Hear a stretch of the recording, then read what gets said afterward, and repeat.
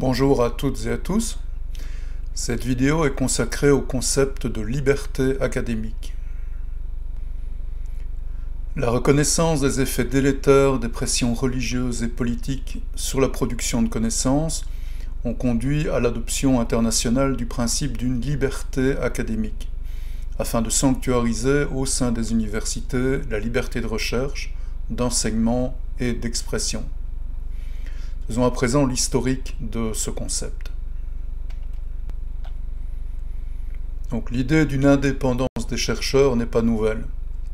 On la retrouve déjà dans l'essai du philosophe anglais Francis Bacon, New Atlantis, publié en 1627.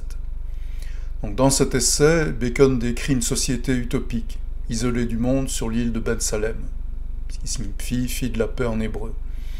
Sur celle-ci, un collège, secret et indépendant du gouvernement, dans lequel les scientifiques et d'autres personnes travaillent dans une atmosphère de générosité et de libre pensée. Je le cite, « Cet ordre ou société est parfois appelé la maison de Salomon et parfois le collège de l'œuvre des 6 jours, pour découvrir la vraie nature de toute chose, afin que Dieu ait plus de gloire dans leur travail et que les hommes aient plus de fruits dans leur utilisation. » Le concept de base de la liberté académique va cependant émerger avec l'université Humboldtienne, au XIXe siècle en Allemagne. Dans ces universités, l'université est financée par l'État, mais indépendante de celui-ci, et les professeurs sont nommés à vie. Aux USA, suite à plusieurs destitutions de professeurs, l'Association des professeurs d'université, l'AUP, est créée en 1915. L'AUP publie la même année sa déclaration de principe sur la liberté académique et la titularisation académique, qui est aujourd'hui largement accepté comme le texte fondateur du principe de liberté académique. Donc dans ce texte, on va retrouver plusieurs éléments fondateurs.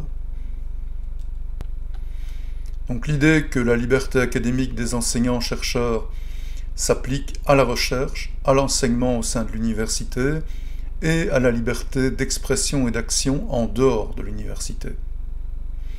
La liberté académique vise à protéger les chercheurs de l'influence de la religion, des partis politiques, mais également de l'opinion publique. On parle de tyrannie de l'opinion publique. La liberté académique est jugée indispensable aux 3 missions de l'université: la recherche de nouvelles connaissances, l'enseignement et la mise à disposition de la société d'une expertise. Alors le texte souligne également qu'il n'y a pas de droit sans devoir. Je le cite, « Ce sont donc seulement ceux qui poursuivent leur travail dans l'esprit de l'enquêteur scientifique qui peuvent légitimement faire valoir cette revendication. » Alors cette déclaration de principe de la LAUP a été reformulée en 1925, 1940, 1970. Plusieurs précisions y ont été ajoutées. Par exemple, les enseignants ont droit à une totale liberté de recherche et de publication des résultats. Après expiration d'une période probatoire, les enseignants et les chercheurs devraient avoir un mandat permanent ou continu, dans le but évidemment d'assurer leur indépendance.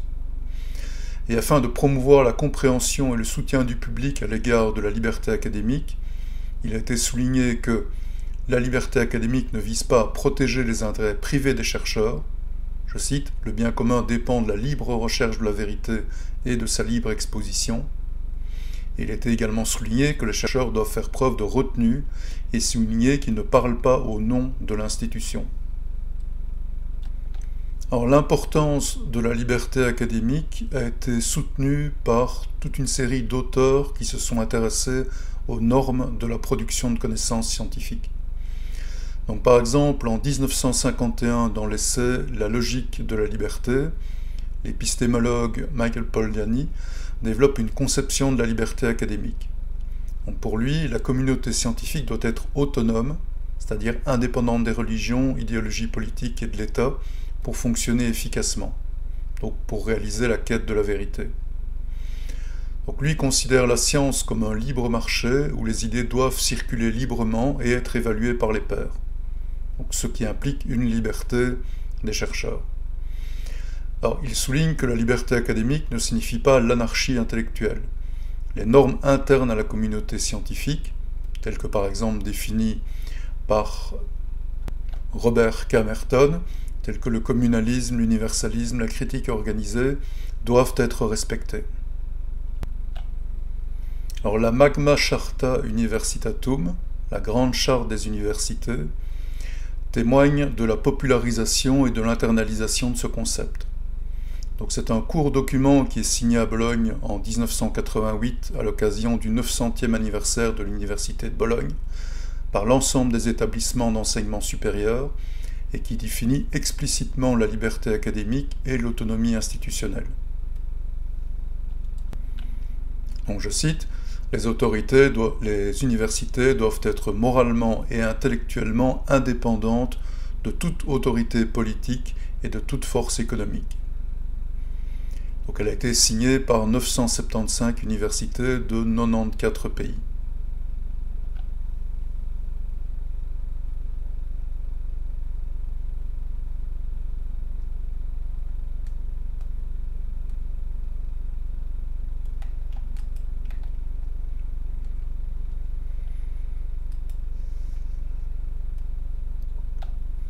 Alors, au niveau législatif, la liberté académique est protégée dans beaucoup de régions du monde. En Europe, l'article 13 de la Charte des droits fondamentaux de l'Union européenne stipule clairement que les arts et la recherche scientifique sont libres, la recherche académique est respectée.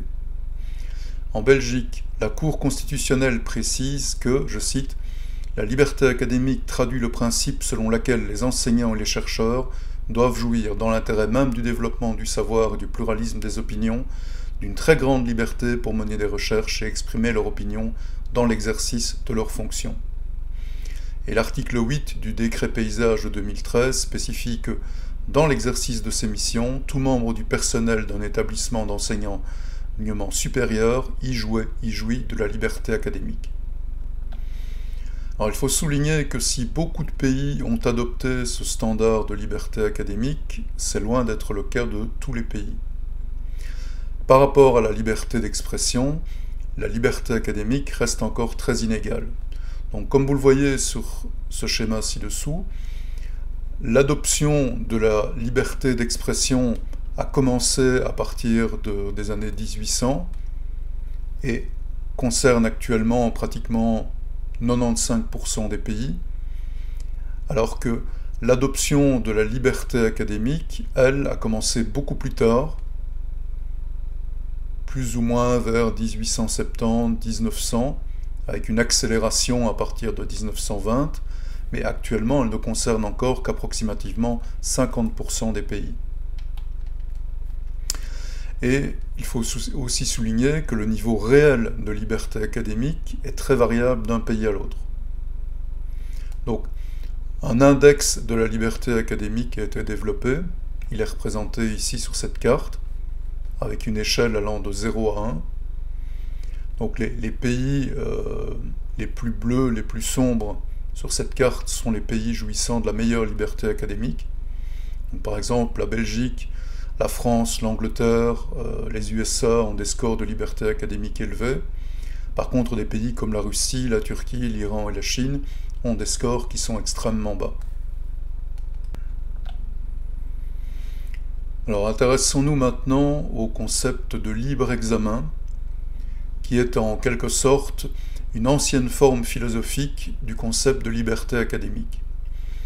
Alors, pour comprendre l'émergence de ce concept de libre examen à l'Université libre de Bruxelles, il faut se pencher sur l'histoire de la Belgique. Je vais essayer ici très brièvement de résumer le contexte d'émergence de ce concept de libre examen. Donc, durant l'occupation des territoires belges par la France, de 1794 à 1815, le clergé catholique a subi une forte répression. L'enseignement religieux a été interdit ou fortement limité.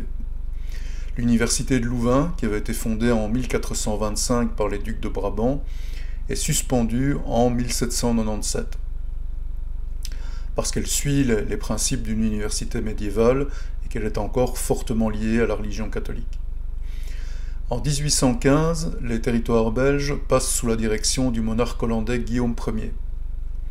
Alors, Guillaume Ier est protestant, donc il va lutter contre l'influence de l'Église catholique en Belgique. En 1817, il va fonder 3 universités d'État afin de former une élite administrative affranchie de l'Église catholique. Alors, l'autoritarisme de Guillaume Ier va favoriser une union des catholiques et des libéraux en Belgique. Et cette union deviendra le fer de lance de la Révolution belge. Suite à son indépendance en 1830, la Belgique va se doter d'une constitution d'inspiration libérale, assez proche au final de la Constitution française, c'est-à-dire consacrant la liberté de la presse, la liberté de l'enseignement, la liberté d'association et la liberté de culte. Et donc c'est dans ce contexte-là de montée du libéralisme en France et également en Belgique que le pape Grégoire XVI va proclamer l'encyclique Miramivos, qui est intitulée « Du libéralisme et de l'indifférentisme religieux ». Donc on considère que c'est une des premières encycliques sociales. Donc cette encyclique témoigne d'un rejet massif de tout ce qui est moderne, de tout ce qui est libéral, de tout ce qui représente l'influence des Lumières.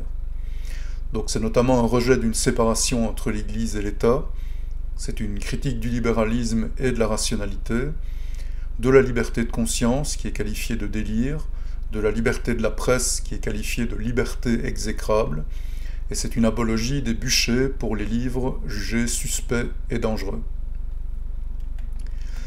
Et donc, c'est dans ce contexte de tentative de l'Église catholique de reprendre la main que les élèves de Belgique fondent en 1834 l'Université catholique de Louvain. Et le discours inaugural de Pierre-François-Xavier de Rame, premier recteur magnifique de l'Université catholique de Louvain, est très clair, je le cite, « La nouvelle université croirait et recevrait comme étant la foi catholique tout ce qui vient du siège apostolique, et répudierait tout ce que le siège apostolique combat. » Donc c'est-à-dire la modernité et l'ensemble des libertés que je vous ai précédemment citées. Donc, c'est dans ce contexte de tentative de l'université catholique de reprendre en main l'enseignement supérieur en Belgique que l'Université libre de Bruxelles va être créée en 1834 par Auguste Baron et Pierre Théodore Verhagen, donc des libéraux, membres de la loge maçonnique Les Amis Philanthropes. En 1837, l'épiscopat belge va interdire, sous peine d'excommunication, l'appartenance ou l'adhésion des catholiques à la franc-maçonnerie. Donc, en réaction de cette attaque, l'ULB va se positionner clairement comme anticlérical dans les débats publics. Donc, l'anticléricalisme postule la liberté de conscience individuelle et la volonté d'organiser la société indépendamment des religions. Et donc, ce mouvement insiste sur la nécessaire séparation du religieux et du profane. Alors je veux souligner ici que l'anticléricalisme, ça n'est pas une phobie du religieux, parce que ça violerait le principe de conscience, le principe de liberté de conscience, qui est un des principes fondamentaux pour les libéraux et également pour la franc-maçonnerie. Il faut souligner que beaucoup de francs-maçons étaient des catholiques. Donc la franc-maçonnerie et le libéralisme vont progressivement adopter en Belgique à partir des années 1850 le principe du libre examen et vont en faire une valeur identitaire. Donc je cite Pierre Théodore Verhagen lors d'une allocution au roi Léopold Ier en 1854. Examiner en dehors de toute autorité politique ou religieuse les grandes questions qui touchent à l'homme et à la société. Sonder librement les sources du vrai et du bien, tel est le rôle de notre université, telle est aussi sa raison d'être. Il faut quand même attendre 1884 pour voir le terme du libre examen réellement s'imposer dans les discours et devenir l'article 1er des statuts de l'Université libre de Bruxelles.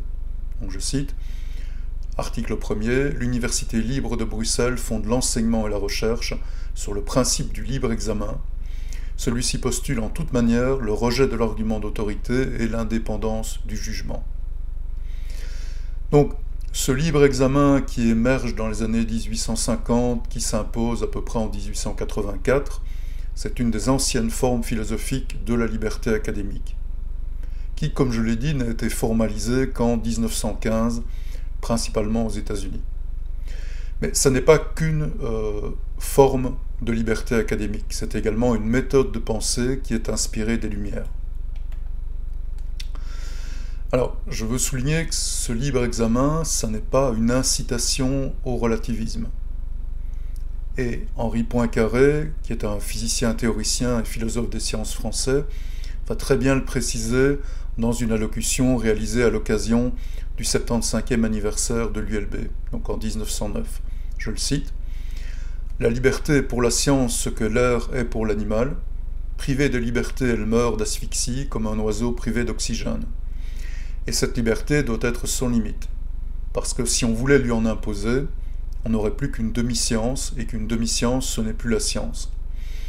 La science ne doit jamais se soumettre ni à un dogme, ni à un parti, ni à une passion, ni à un intérêt, ni à une idée préconçue, ni à quoi que ce soit, si ce n'est aux faits eux-mêmes, parce que pour elle, se soumettre, ce serait cesser d'être. » Donc, cette soumission aux faits eux-mêmes, c'est un principe positiviste, réaliste. Donc on a bien ici le rappel que il ne s'agit pas, par le libre examen, d'aller vers une sorte de relativisme des faits. On reste dans une vision très positiviste, très scientifique. Alors qu'un cercle estudiantin du libre examen, le LibreX, qui était reconnu par l'ULB, a été fondé en 1928, et il a pour mission initiale de promouvoir les valeurs du libre examen et de susciter le débat. Donc j'ai essayé ici de résumer brièvement ce qu'on peut considérer comme les valeurs du libre examen. Donc la première, c'est bien évidemment l'autonomie de la pensée. Ça, c'est tout à fait dans la logique des Lumières, telles que Kant les avait résumées. Je vous rappelle, « Aie le courage de te servir de ton propre entendement », voilà donc la devise des Lumières de Kant. Il y a également le principe de responsabilité morale. À partir du moment où on pense de manière autonome, on est également responsable de ses actes, on doit agir de manière éthique, ce qui à l'époque signifiait principalement le respect de l'intérêt général. Les enseignants et chercheurs jouissent d'une totale liberté dans leurs travaux académiques, donc ça préfigure la liberté académique. La tolérance et l'ouverture. Le libre examen encourage le débat pluraliste et le respect des opinions divergentes. Et enfin, la primauté de la raison et des faits.